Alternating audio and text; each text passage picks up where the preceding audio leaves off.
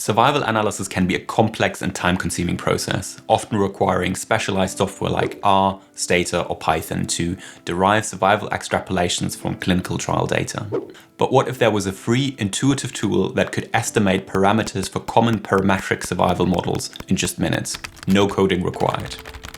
I recently came across a tool called SurvInt, developed by Daniel Gallacher, an assistant professor at the University of Birmingham.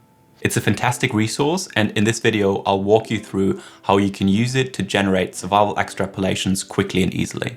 You can access SurvInt through your web browser using this URL, which takes you to a simple interface.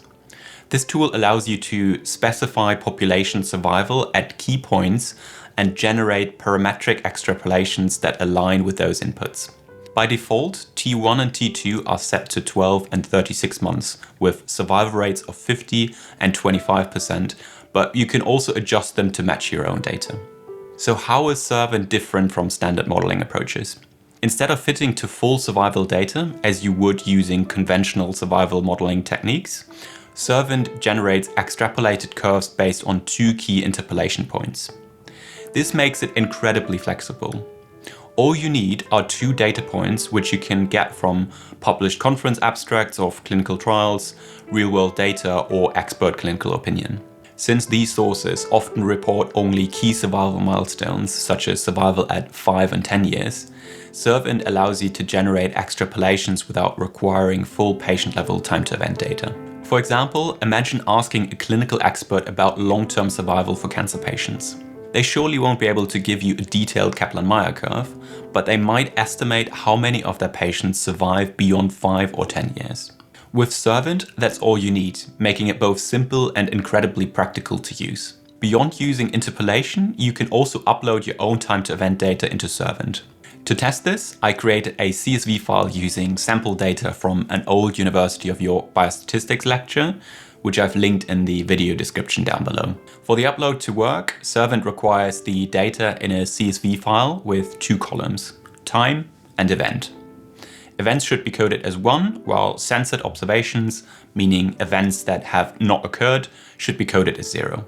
When we upload the file, you'll notice that not all the data is visible. That's because we need to adjust the time horizon first. Our data is measured in days, and the longest follow-up is a censored observation at day 955. If we change Tmax to 1500, all the data becomes visible. By hovering over the Kaplan-Meier curve, you can inspect the survival probability at different time points.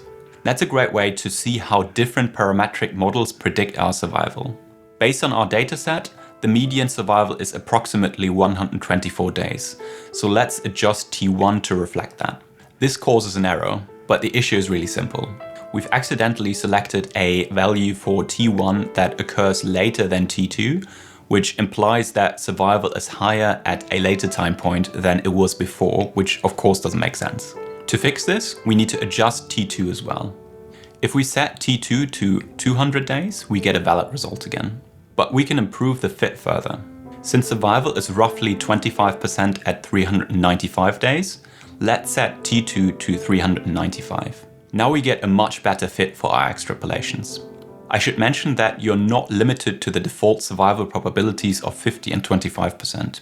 For example, at 650 days, our data shows survival of roughly 15%, so you could set T2 to that point as well to fit the data. This raises an important question. Which parametric model best fits our data? SurvInt doesn't provide traditional goodness of fit statistics like AIC or BIC because it isn't fitting directly to the uploaded data. Instead, it's generating extrapolations based on the two interpolation points you define. While AIC and BIC can be useful when comparing statistical models, they are not always definitive for time-to-event data, which is why visual inspection remains an essential step. Using SurvInt, you can zoom into your data to visually assess how well the different models fit. For example, early on the exponential model appears to fit the data well, but then later it underestimates survival by a significant margin. If we inspect the other parametric models, we can see that several of them fit the data reasonably well, and you could likely make a case for any of them. To me, the log logistic curve looks like the best fit, so let's unselect the other models for a clearer view. Once you have only one model selected, you can also run probabilistic sensitivity analysis using the SurvInt tool by ticking the box in the bottom left corner. It takes a few moments to compute the 1000 iterations, but once complete, the 2.5 and 97.5 percentiles of the extrapolations will be displayed as dashed lines on the plot.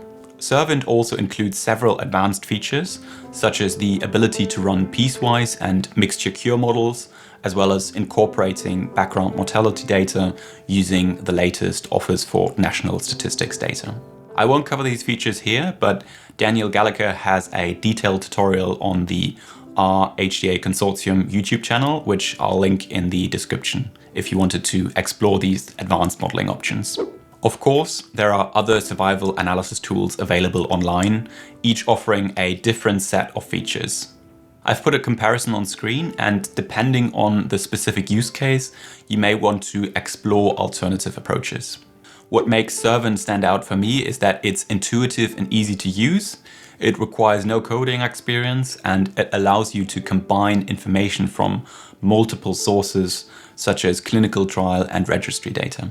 I wanted to cover this tool because I think it provides such a fast and easy way to experiment with just a few simple data points and gain insights into long-term survival extrapolations. In theory, you could even take the parameters generated by SurvInt and input them into a partition survival model to produce cost-effectiveness results. If you're unsure whether a partition survival model is the right choice for your analysis, then check out my video on the different types of cost-effectiveness models, which you can see on screen right now. And if you've used SurvInt before, then let me know down in the comments. I'd really love to hear your thoughts. As always, thanks for watching, and I will see you in the next video.